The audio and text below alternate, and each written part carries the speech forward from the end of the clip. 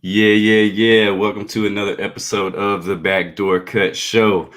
The show bringing you the hot takes about the Memphis Grizzlies. Coming to you live on Dash Radio's Nothing But Net channel or the Barn Burner Podcast Network. You can subscribe to the podcast version of this show everywhere you get your pods. Just search for Backdoor Cut Show. Subscribe, leave us a rating and review. That'd be cool. On today's show, which is our 100th episode of the Backdoor Cut, the Centennial, baby. On today's show, it's an exciting show. The Grizzlies have won 4 in a row, went 3-0 in the last week. So we'll discuss those games. We'll also discuss the game against the Minnesota Timberwolves that was canceled due to the health and safety protocols. We might even dive into the protocols a little bit. There's been a lot of talk about that this week. George Hill had some strong words. Also, there was a trade in the NBA, so I think we'll get to that. And then we'll take a look at the Grizzlies' upcoming schedule, starting with Monday's Martin Luther King Jr. Day game against Phoenix, which looks like it's going to take place. But before we get into all that, I got to toss it over to the homie Rich. Rich, what's good? Hey, yo, I'm good, man. I'm good. I'm chilling. Looking forward to talking about everything that you just mentioned. It was a crazy ass week in the league, as a whole. But shit, like you said, the Grizz went undefeated during that whole. So I mean, this team is just. Well, we gonna get into it, but yeah, they get me hyped. They get me hyped for sure. Me too, and I mean, I don't know if it's rightfully so or not. Yeah. So let's just start at the top of last week. The Grizz were in Cleveland. We had lost to a Cavs team that was missing Darius Garland and Colin Sexton, and basically the Grizzlies' worst game of the season so far, of the 12 games we played so far. And I guess we should go ahead and mention that the Grizzlies are 6-6, 500 through those 12 games. And so back to Monday in Cleveland, really ugly game. You can say it's because both of these teams are two of the top defensive teams in the league, but they're also two of the worst offensive teams in the league. So it was a really ugly one. Again, no Sexton, Garland, no Kevin Love for them. Dylan led us with 21, 7, and 3. I mean, I don't have a lot to say about that game. Rich, do you want to chime in anything from that one? Yeah, I mean, I just was glad that they pulled the dub out with that one. Like that one, losing like back to back to the Cavs would have been like super disheartening. That was just one of the ones that they needed to win that game. And I was glad to see them get over that hump and beat the Cavs in Cleveland. Kyle was dishing that. I think he had like 9 assists or what have you. And yeah, it was just a collective team effort. Dylan got his 20 plus, but they just played a solid game. Like you said, it wasn't exciting by any means. It wasn't that fun of a watch, but I mean, they battled and they clawed their way back. And I think Shetty Osman for the Cavs had a rough going after, fucking just shooting lights out in the first game. So they were able to contain him a little bit. Drummond did what Drummond does and gobble up rebounds and, seemingly have gaudy stats, but I just don't see the impact when he's out there on the court. But yeah, Cleveland has a very interesting roster. I will say Larry Nance has just continued to develop into a solid NBA player from his time as a rookie with the Lakers. But yeah, just really glad that the Grizz battled out. Got some Tim Frazier minutes in that game. Shout out to my boy Tim Frazier. He's a straight Jesuit high school graduate where my little brother is currently a freshman. Oh, let's go. In Houston, Texas. So, hopefully my little brother can continue the Tim Frazier legacy and go league. Who knows? We'll see. Hey, I'm with it. Yeah, so like we said, an ugly game. Tyus, 13, 7, and 5 in that one. And Brandon Clark, who had a really good week, had 15 points in this one. So kind of continued the turnaround that we've seen. And yeah, it's nice to know that Larry Nance can, in fact, miss a shot. Yeah, man, I'm just like, bruh, like, yo, I'm like, is this the dude, the most improved player ever? Shit, Larry. All right, and then so moving on Wednesday, we stayed on the road in Minnesota, snowy Minnesota. I saw that some members of the team did go to the George Floyd mural out there. So, safely, of course, with the guys in their bubble. No one doing anything reckless or anything like that. But honestly, that's one of those opportunities that you want to get out there and just kind of see, even no matter how harrowing of an experience it may be. But back to the game. Grizzlies won 118-107. And this was a game Minnesota led a lot of the game, and it was just kind of like, oh shit, like are we gonna lose to Minnesota? Right. Cleveland and then Minnesota, two of the basically expected worst teams in the league. Beasley was getting off 28, 6 and 5. It was and then D'Lo too, he had 25 and 8, and Towns 25 and 14. So really, they got the production they wanted from their big three. But to me, it seemed like in the fourth quarter, we just said, "All right, we're gonna turn it on." Switched, and they just fucking. There was a whole sequence. Like I saw like a breakdown on Twitter, I think from a Timberwolves fan, and it was literally like the game cast from like when like Grayson hit that first three. And then they just like avalanche from there. Dylan hit a three. Grayson hit a three. Dry, and like the Grizzlies literally just flipped the script and they just turned over the game. And you look up on the broadcast and it shows like the run that they're on, and it's just like shit. Like they got off. We erased a 10 or 11 point lead in like 2 minutes. Crazy. And it was just defense. And like you said, we hit a couple threes back to back. JV in this one had 24 and 16. Yeah. So that was good to see. And then Grayson, the Grayson Allen game, we got Bubble Grayson back. Yeah, Grayson, he's shooting that hoe. Yeah, so good to see. Anytime, and we'll get into this a little bit later, Grayson has been pretty polarizing the past couple weeks, and really ever since we got him. But no matter how you feel about him, when you have a shooter on your team, it's good to see him make some shots. And he wasn't doing that earlier in the season. So to see him getting that confidence going, it's another option, and it's up to Jenkins how he wants to throw out those options, and we'll get into it. I know that Grayson has been highly debatable these past couple games. But he had 20 points against the Wolves on Wednesday, and then BC, as I mentioned, continued a monster week, 19-9. Melton gave us 15, and then my latest man crush, Rich, Xavier Tillman. Man. 12, 5, and 3 in this one. Grown man, but soft-spoken, baby. Do it to me nice, Zay. So, in this game against the Wolves, it's just, like I said, it seemed like we just turned on that switch. They did. I didn't know X had a fucking little floater runner in his bag. Like, he's just out here. Yo, like, I got some skills. Like, I was like, shit, X, I see you, bro. It was like we were one of these big time playoff contenders, and it's like, all right, we about to lock up. Bees and D'Lo ain't going to get off no more. And that's what we did. We just turned our defense on, and as I mentioned earlier, on the season, we are 6th in defensive rating, and I would not have expected that from this team coming in, especially without. They like have like a 4-game streak or 5-6 game streak of holding their opponents under 110 or something like that, which is just like crazy. Yeah, I mean, especially without Jaren Jackson, who's probably our best rim protector. Coming into the season, we thought that at least, and then. Justice Winslow, who's supposed to be our second best perimeter defender. Swiss Army knife. Yeah. And so supposedly those two guys are getting closer to coming back. Jaren told Mark Spears of the Undefeated, my boy Mark Spears, shout out Spears, that it was going to sneak up on us. So I was like, all right, Jaren, you getting that toilet paper off the top shelf and shit. That's cool, man. But come on, what's up, bro? Just keep. I know Mark was like, bro, just tell me. Like, it's the most Jaren, Jaren. 20-year-old goofy ass answer mixed with the Grizzlies' just ability to say nothing at all anytime they provide updates. It's like, yeah, it's gonna sneak up on you. Like, well, can it sneak up a little quicker? Like, I'm trying to get bit. Come on. I wanted to see you on MLK Day on national television, dog.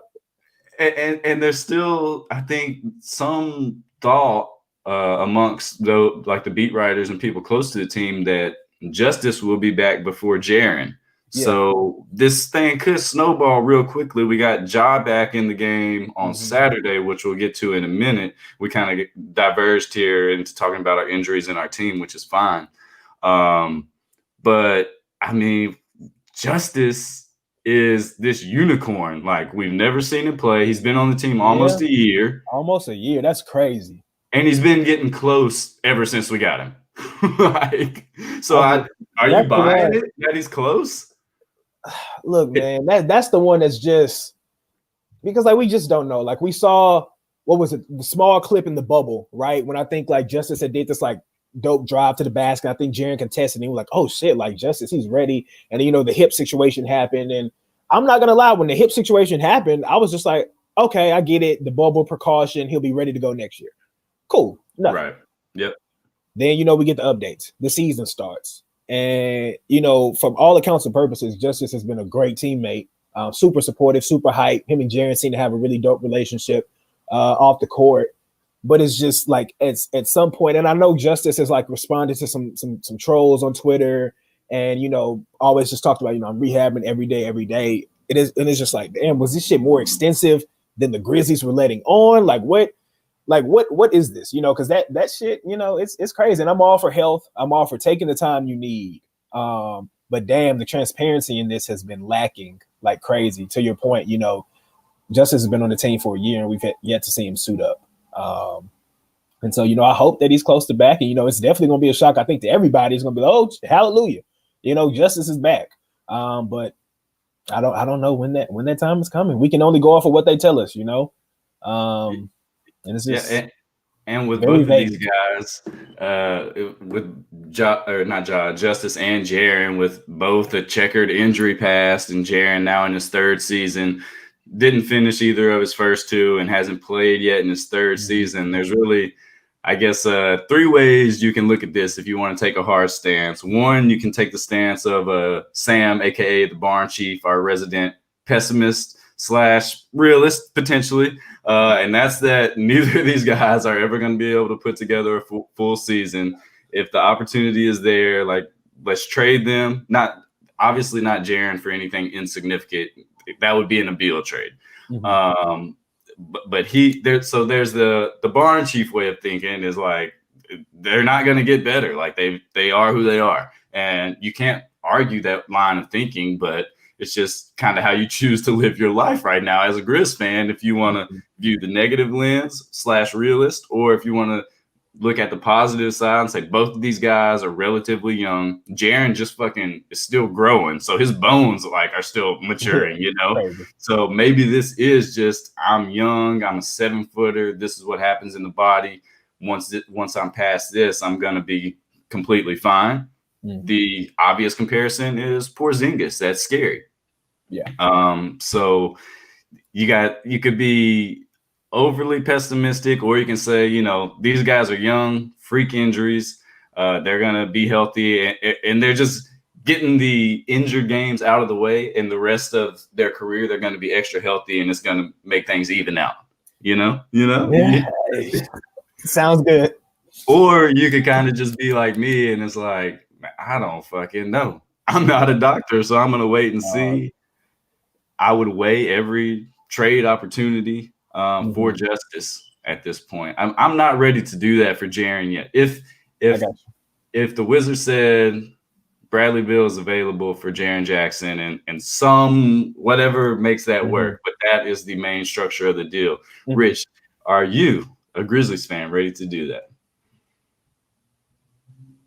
I just hit you with the super quick too. And you are ready to do it. Yeah, I would do it.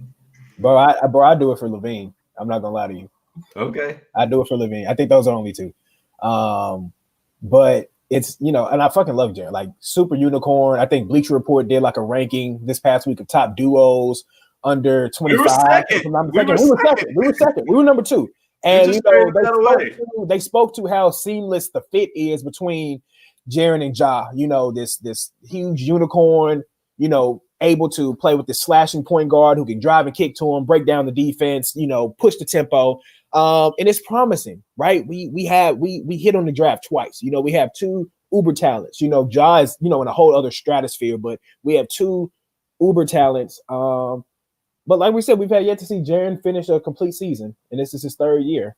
And you mentioned the Porzingis comparisons, and anytime I see Jaren go down or anything, it's just oh shit, is he okay? Like, is he good? You know what I mean? And to your point, like, that's a great point of, his body's still developing. Dude is still young as shit, growing. He's 7 feet now. And those type of players just don't grow on trees. They don't. 7-footers that are shooting the 3 like that, You know, and just have and Jaren's a super high character guy as well. Seems like to be a great personality in the locker room, super easygoing, if you will. But I can't sit here and say that I wouldn't pull the trigger on a Bradley Beal trade just because we have to keep Jaren, personally speaking, because we've seen Beal. Beal is a proven commodity. Beal is a 30-point a night per game threat every time he steps on the court. And he's slogging with a shit ass team organization that he is carrying on his back. You know, Russ is cool. You know, don't get me wrong. You know, Russ, you know, can't discredit Russ, but Beal, man, you slot him in at the 2 here, man, that backcourt is scary. That's a scary sight. It definitely is. And I'm not ready to not do it. I don't feel like I'm educated enough on how Ja and Beal would play together. Respect. But yeah, anyway, there's too many positive things going on to harp on the injuries for too long. But the one thing that I was just thinking about as you were talking is who's a good comparison for Jaren, like who's been injured and got healthy, or you know, like a 7-footer who stayed healthy. You got Durant, who's 7 foot and relatively healthy, but he has missed a couple whole seasons. Especially now. And then you got Giannis, potentially, but and I mean, especially young Giannis, you think about how lean he was, but he wasn't injured. So like that's the difference. What's the old boy in Chicago? I don't know if he's missed time. Marketing. Yeah, I think he's missed some time. He's missed some time too. It's I mean, carrying that much height and playing this game that's so heavy, man, it's a lot, you know. I mean, being a unicorn ain't easy. It takes right. That's why set of bones and joints. Like, man. All right. So we got off topic a little bit talking about our potential starters coming back. I'm not sure. I don't think Justice will be a starter when he gets back. I guess we can continue this conversation right now because Kyle Anderson's been playing great, like the best basketball of his career. He's earned those minutes, and you can't just hand Justice Winslow minutes now. That's a fact. You know, like he's gonna have to earn them, and either he comes in and looks good and he's part of what you want to build for moving forward, or he's a trade asset because he's got a team option for next season, $10 million expiring potentially. He was brought here to be a starter, you know. He was brought here to be a starter. You know, I think Kyle is the last tie to the previous regime, as is. But like you said, Kyle's been hooping. You know, he's fully healthy now. The confidence just seems there, like he's back in his back, that ball handling, that dishing, you know, that 3, you know, he's not hesitant or reluctant to shoot that. And Kyle, I mean, he has been hooping. So, you know, Justice, I mean, I'm anticipating he's coming back with a chip on his shoulder. I think he knows he has something to prove. There's a lot of doubters. There's a lot of naysayers. There's a lot of people who still harp on the Grizzlies even making that deal in general, you know, with Iggy and Jay and Solo. So he has a lot of, I think, expectations that, you know, I'm hoping he rises to the occasion and exceeds those, because there's some pressure there. Definitely so. All right. So moving forward to Friday.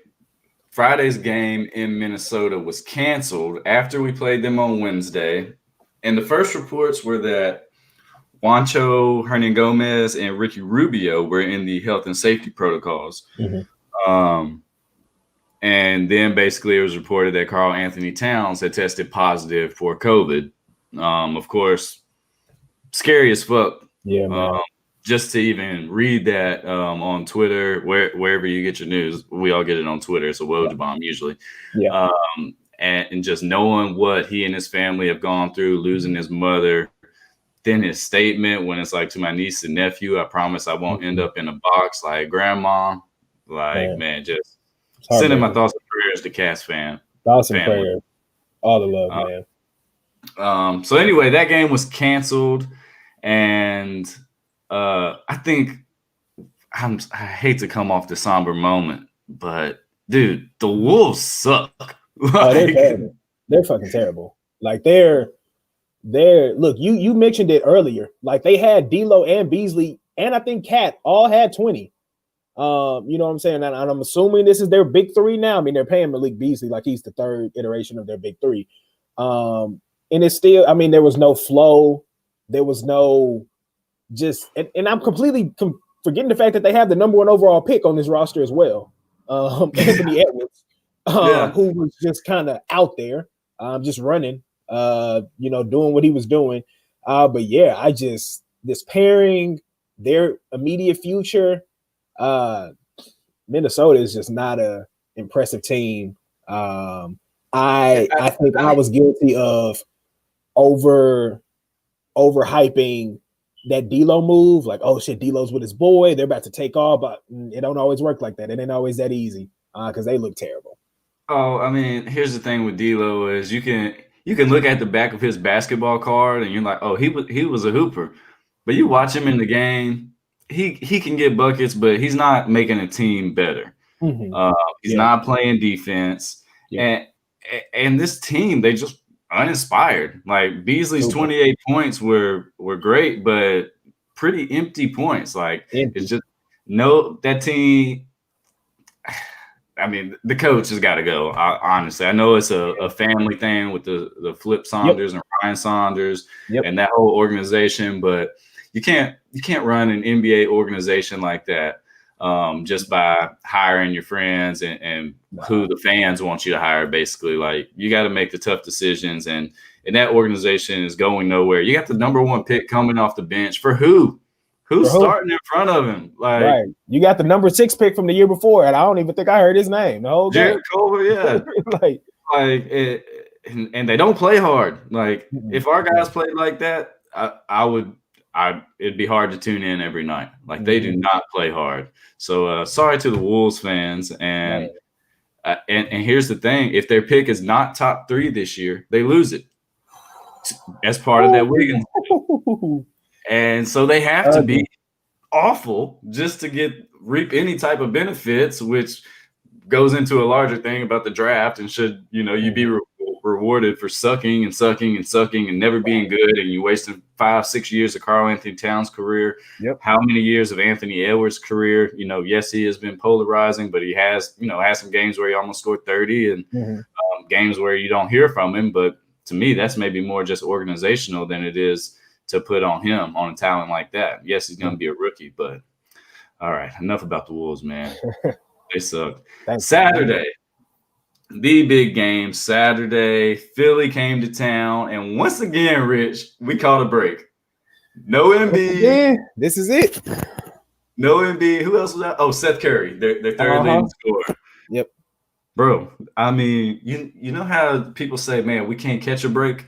We can't stop catching breaks. Hey, shit, I'll take it. I'll fucking take it. It's about time we got some, just some grace. So shit, this shit is lovely. We caught Embiid not playing, stay back in Philly for some knee issues.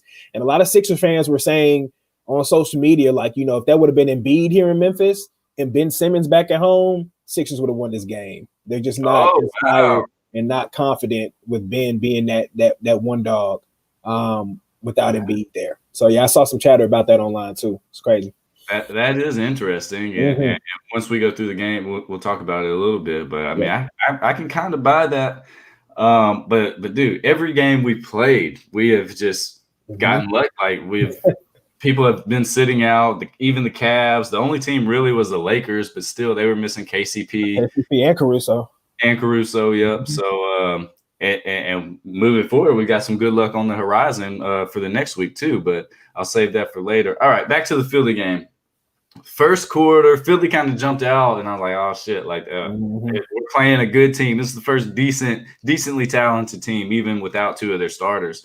And I was like, "Oh shit!" Like, have we just been fooled into thinking we were good, and we just been playing a bunch of scrubs, and which could still happen down the line. Yeah. But we had 5 steals in the first quarter. We started locking up after the first couple minutes. But we couldn't fucking score, man. Philly has 7 blocks. BC couldn't buy a shot in the first half, man. I think he was 1 for 9 in the first half. And Dylan wasn't much better. But what kept us in it, like I said, was those 5 steals. Philly had 6 turnovers in the first quarter alone. We had 1 turnover. So when you have a team like the Grizzlies have that's not really good at offense and was missing Ja Morant. You have to take care of the ball, which we've been doing all season. We're one of the best teams in the leagues at not turning it over. And then we play defense. And as I've been saying, we're one of the best defensive teams in the league as it stands now. And we'll see as our schedule gets tougher how that happens, and as we integrate guys back into the lineup, how our defense changes. But I think it's here to stay. What got me going as this game turned into the second quarter, you got Kyle Anderson and Ja in the game, so passes can happen anywhere. Get on a break, Kyle goes to the middle, and then you see Ja kind of get out wide on that left wing, and Kyle's like, oh shit, my boy is back. Tosses it up, and Ja just goes and gets it and hammers it down. Yep. That boy back. That boy back. To see. Yes. That boy back. When you have a prized possession like a Ja Morant, he's not a possession. Let me take that back. When you have a player like Ja Morant, who you are able to watch play for your favorite team, and you're in a season, you're in the 12th game, and you've only seen him play for 2, but then he's back in that 12th game, and he does something like that. Man. And the team's been holding it together while he's out, and now he's back, and he's giving you that fucking spark. And after that dunk, he scores like 6 straight, and he's like, yeah, I'm that motherfucker. I'm taking this game over. He's different, man. Dude is different, man. It is just so fun to be able to cheer for someone like Ja Morant. Yes.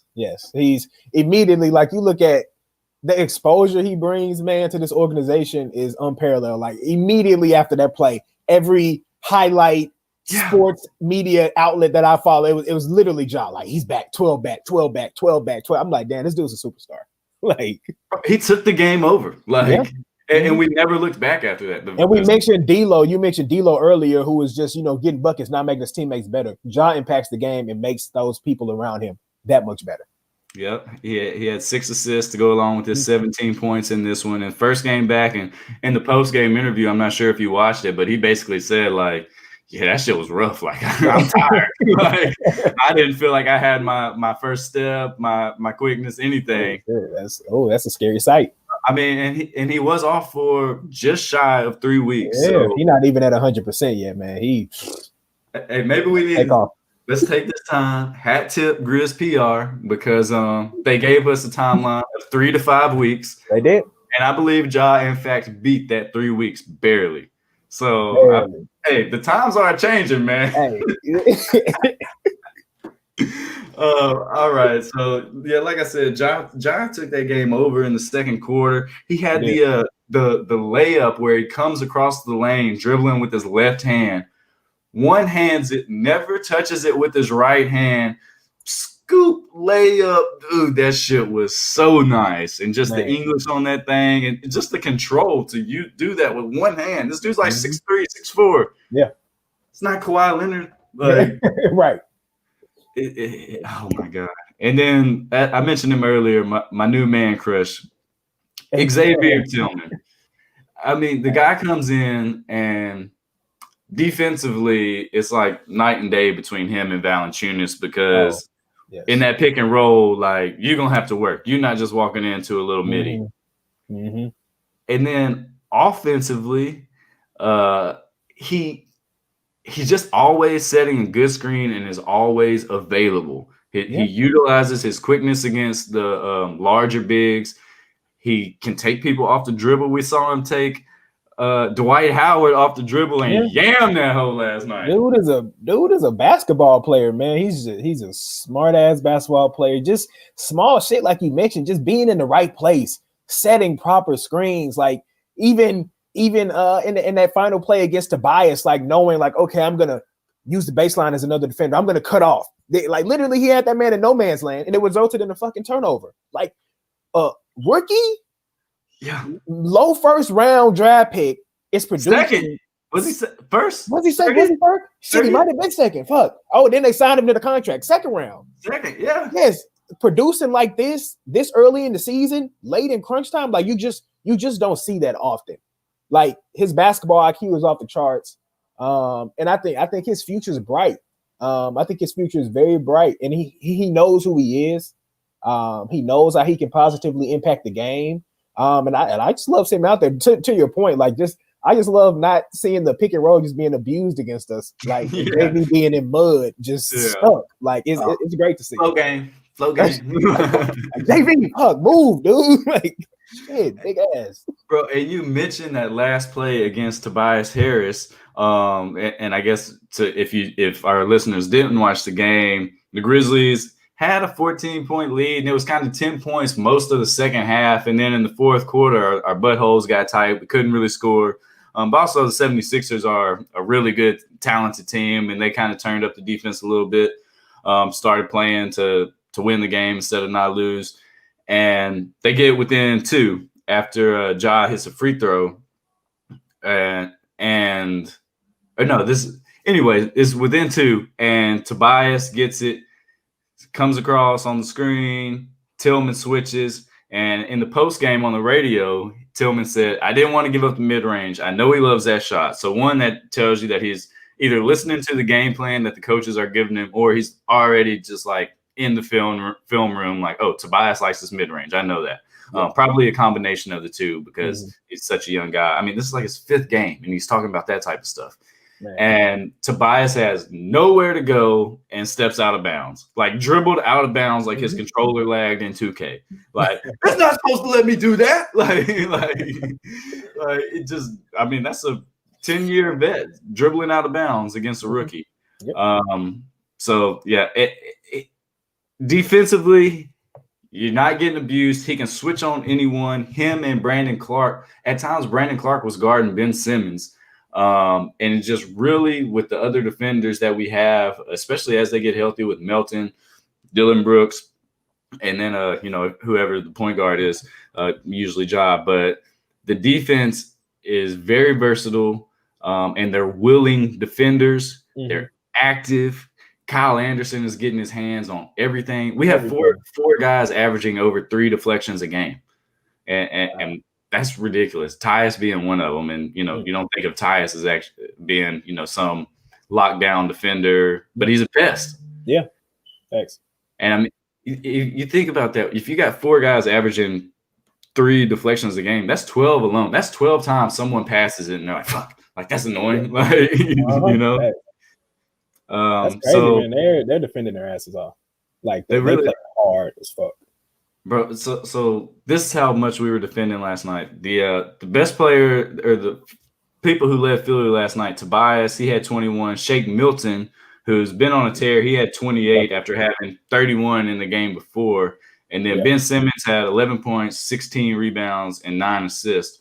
Well, between those 3, they had 17 turnovers. Yeah, I saw Ben made some egregious turnovers, like even late in the game, like passes that probably shouldn't have been made. And I know Doc was hot. He felt like they threw the game away, like literally via turnovers. It wasn't a good sight for them. Did you catch this nugget on the last time Philly has won in Memphis? I saw that apparently we've beaten them. Like there's a streak going or something like that. December 2012. December 2000. Wow. Yeah. Damn. So we think about the places where we find it tough to win. Like Boston immediately comes to mind. But Philly can't get a win in Memphis, baby. Welcome to the break. That's so interesting. Damn. All right, man. Shit, I can't wait for the Grindhouse to be popping again. Right. Oh my God, it's gonna be so fun. Man. It feels like we usually catch Philly without one of their stars. I don't think I've seen Embiid out here in the M. That's what I'm thinking. But it is what it is. We'll take the wins however we can get them. So just to kind of wrap up the week, the lineup basically went from 4 bigs to 3. Took Gorgie out, which appreciate you, Gorgie. You're playing well, but this lineup is working, and it's making us more modern, more versatile.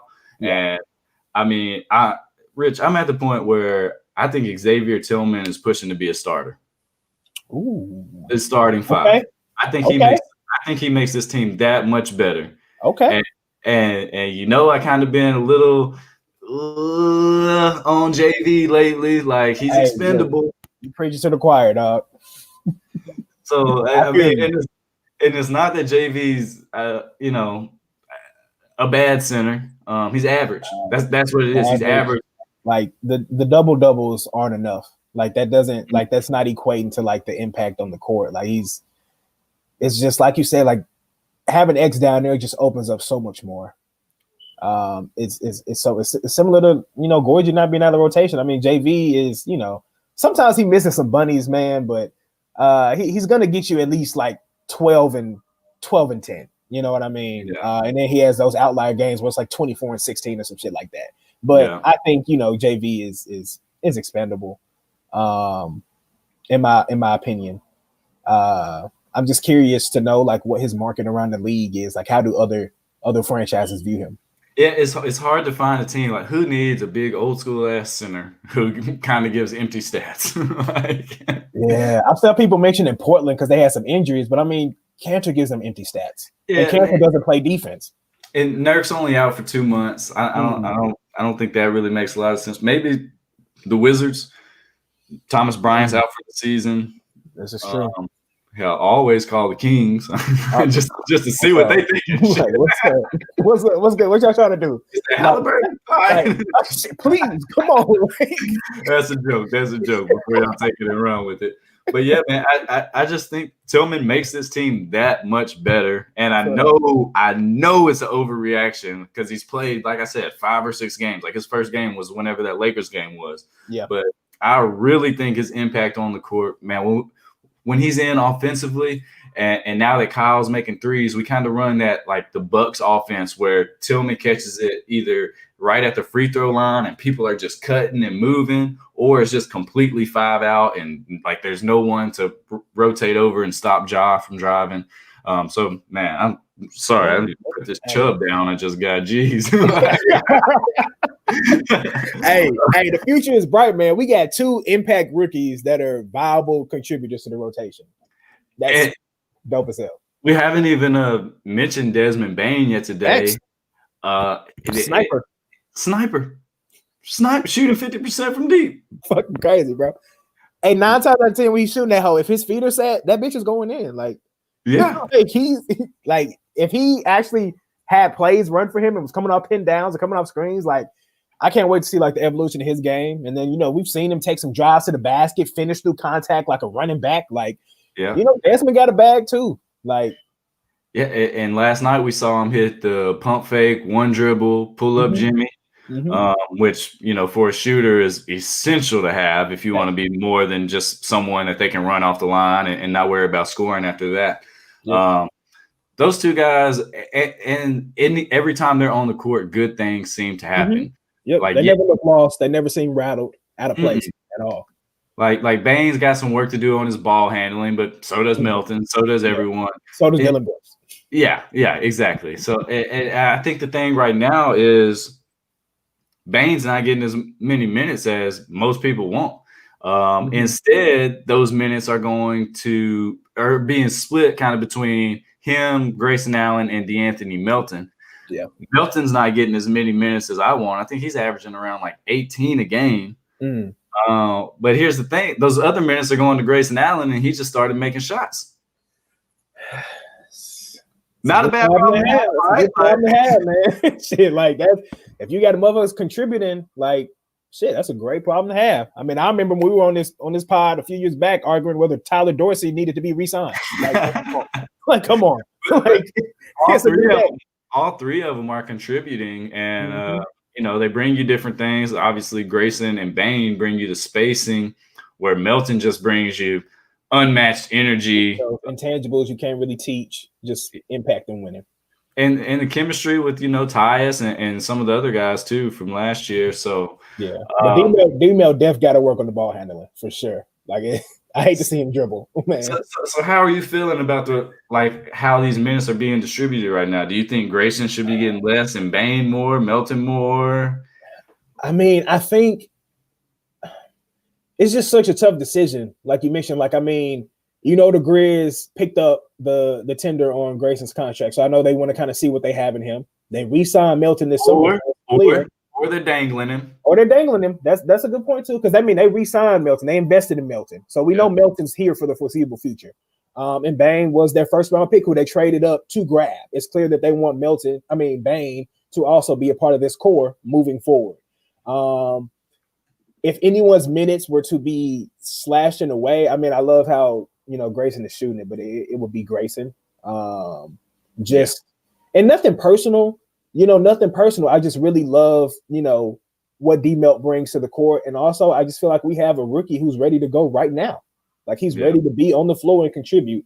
And to your point of dangling Grace, I didn't even think about that. Like that hadn't even crossed my mind. So, I mean, yes, it's clear that they're trying to, they envision him as the shooter. Like Ja's always in his comments on IG, like shooter. Yeah. So they want him to be that knockdown shooter who's opening up the floor for the Grizz. It's just, is that something Grayson can do consistently on a steady basis?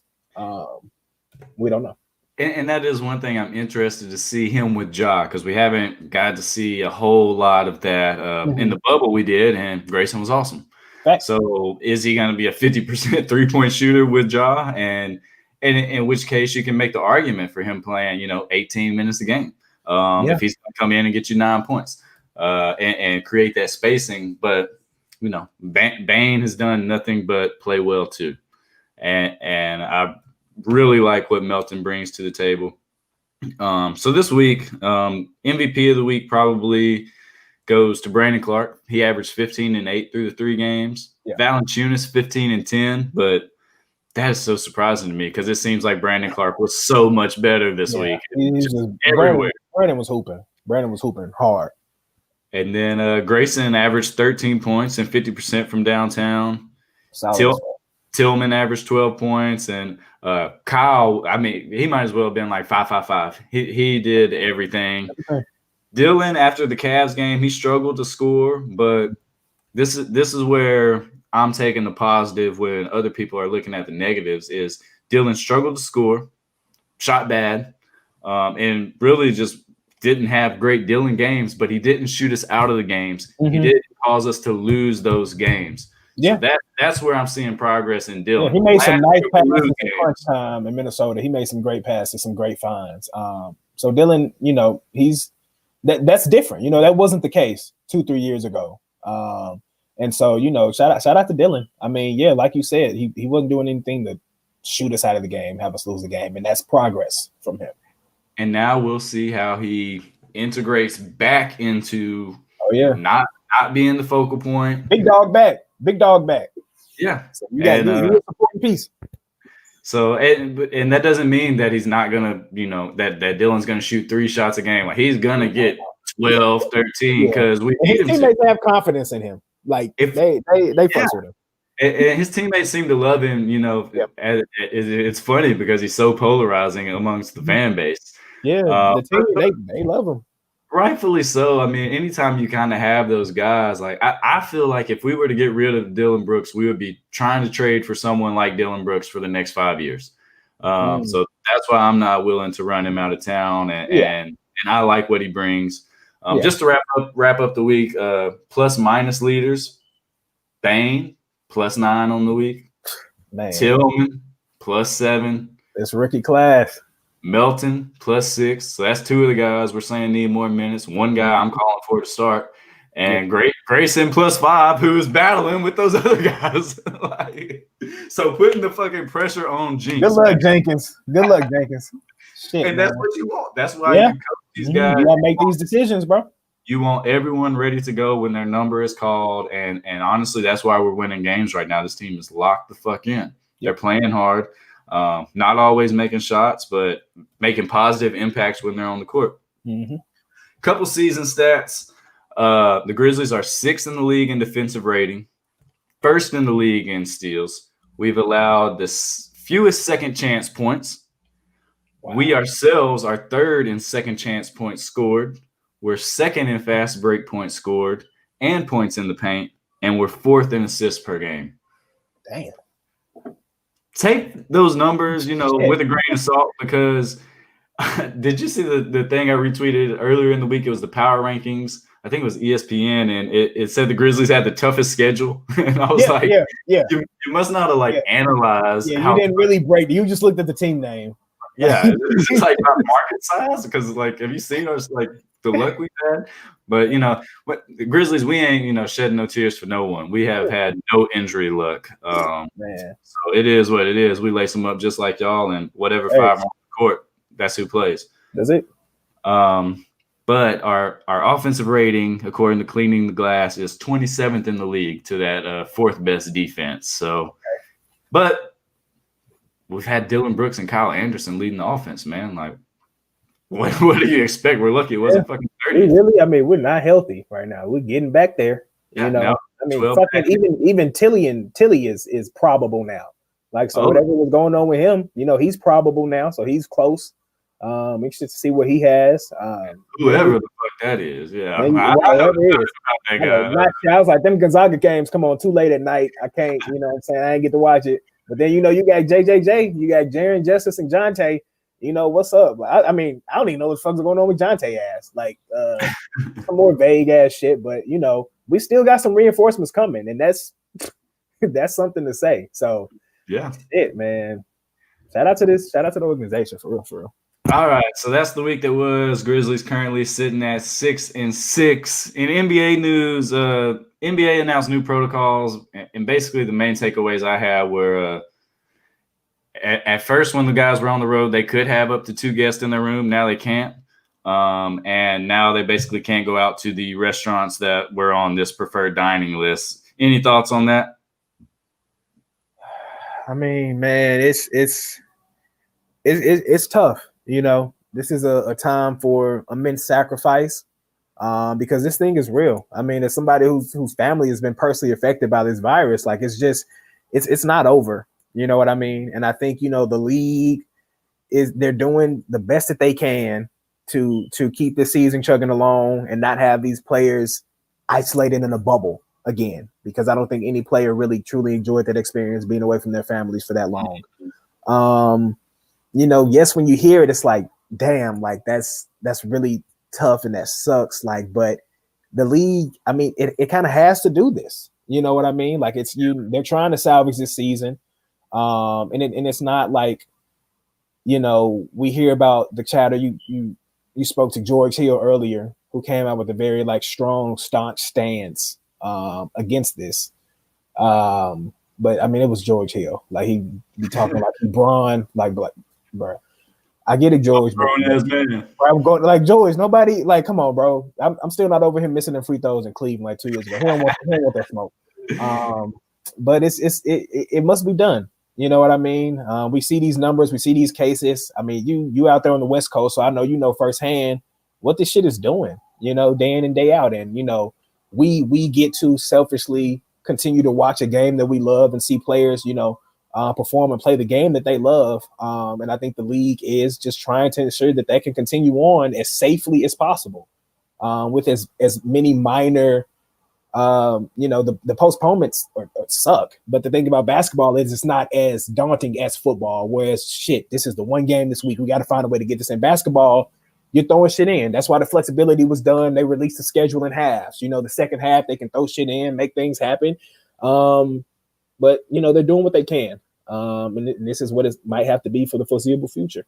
Yeah, and initially it sounds harsh, but I don't think it's really that much different than what everyone in America is being asked to do right now. Even at my job, if I go out of town or something, I'm supposed to quarantine for 10 to 14 days. And it sucks. I understand if you go out of town, you want to see your family, but it's just too much of a risk right now. It's not talking about your immediate family, if it's your wife and kids and stuff, you get to see them. If you need to go to the store to buy a Gatorade, you can do that. Right. You can FaceTime your cousin. Like, you don't have to see your second cousin. You FaceTime your cousin.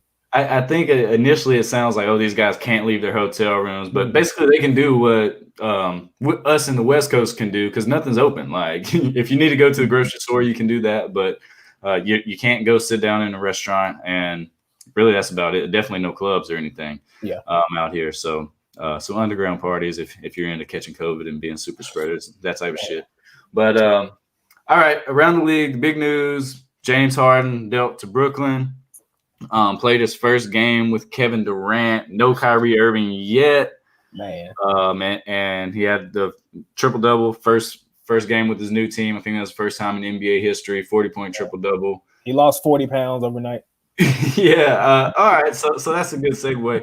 Where do you buy the theory that Harden basically trashed his image with Houston or whatever, didn't show up, and then looked out of shape, and then was basically throwing the ball out of bounds during the game, pissing John Wall and Boogie off. And Kyrie goes on this little sabbatical and tanks his trade value, so Houston won't request him in the trade because who wants someone who's not going to show up? Where do you stand on this conspiracy theory that these guys worked in cahoots to basically make this trade happen? So I will say I'm not too sure about the Kyrie aspect being a major player in that, but I will say that I think James definitely sabotaged his way out of Houston. My pops lives in Houston, so we've been talking about it, ad nauseum extensively. And it's just, you've seen, I'm sure, the clips of the passes, and we know how to like contort our bodies a little bit. You know what I mean? He could suck his gut in or something, but like this dude showed up looking like doughy a little bit. You know what I mean? And I know black is slimming, it's fitting. Everybody knows that little trick. But dude looks felt out there last night. Like he looked like James Harden. And it's just crazy. It's a crazy situation. I knew the trade was going to happen. I knew it was going to get done. I'm not going to lie. Selfishly, I wanted to see him in Philly. I thought that deal was on the table. I thought that Maxey, Simmons, and Tybal was the best package for the Rockets to receive back for him from Philly. But, Brooklyn acted. KD and him had conversations this summer about teaming up. And, here we are. This dude is a Brooklyn net. It's going to take some getting used to. Seeing first and foremost, but also integrating Kyrie back in. I mean, this shit is either going to be amazing or it's going to be a shit show. I don't think there's any in between. I don't think this deal was done for first and second round exits. Like this is not even conference finals. I mean, this is like Brooklyn mortgaged their future again. They've already done this once with the old ass iterations of KG, Paul Pierce, Darren Williams, and fucking Joe Johnson. But they've done it again, and they have three uber talented offensive players who are theoretically still in their prime. KD and Kyrie have history playing together. But that depth is going to be an issue. And I think somebody said they have like 3 open roster spots. So I'm curious to see, how Brooklyn feels that bench out. And Godspeed to Steve Nash, dude. Like, cause shit, good luck, bro. I think you're absolutely right. We can't sit up here last year and say that the Clippers were championship or bust and not say that this Nets team is championship or bust, because they are. And so when people are skeptical on the Nets, it's not that they're skeptical that they're not going to make the second round of the playoffs. Like, obviously, that would be fucking awful for that team if that didn't happen. Yeah. This team is supposed to be in the finals playing the Lakers or the Clippers. That's it. And if they're not, then it was a failure. Mm-hmm. The reality is that all 3 of these guys after next season have player options. Their destinies are in their own hands. Brooklyn has mortgaged their future. We'll see if it works. I'm skeptical because of the defense, but they won their first game by scoring over 120 points. They scored 122. The Orlando Magic, not necessarily renowned world beaters, scored 118. So that's the issue. Who's guarding Giannis? Who's guarding AD? Who's guarding anyone with some size or just determination to get to the rim? Yeah. And they got to start with the notion that DeAndre Jordan is this all-world rim protector, because y'all traded your best rim protector, Jared Allen, to fucking Cleveland. Yeah. So, all right, we got about 30 seconds left. This is airing on Dash Radio on Monday, so the MLK Day game will have already happened. The Grizzlies are honoring Ray Allen, Kenny the Jet Smith, and WNBA player from the Los Angeles Sparks, Onyeka Ogwumike? Okongwu Chime. Yeah, okay. And so they're honoring them, and the symposium will air before the game on Fox Sports Live. Check that out on the Fox Sports Go app if you need to. And Rich, any thoughts on the MLK Day game? About 15 seconds. Yeah, man, just looking forward to it. I mean, I hope Phoenix is, ready to go. I hope they're fully, rostered out, and looking forward to see the Grizz on national television. Once again, hopefully, the nation can get to see what we've seen from this team so far on our broadcast. But hey, it's the big stage. Y'all likes the big lights. So Hey, please don't get canceled. Hope the Suns are healthy and we can make it through this next week. We play the Blazers and Kings. Blazers missing CJ and Nurk. Let's get it. Let's get it, man.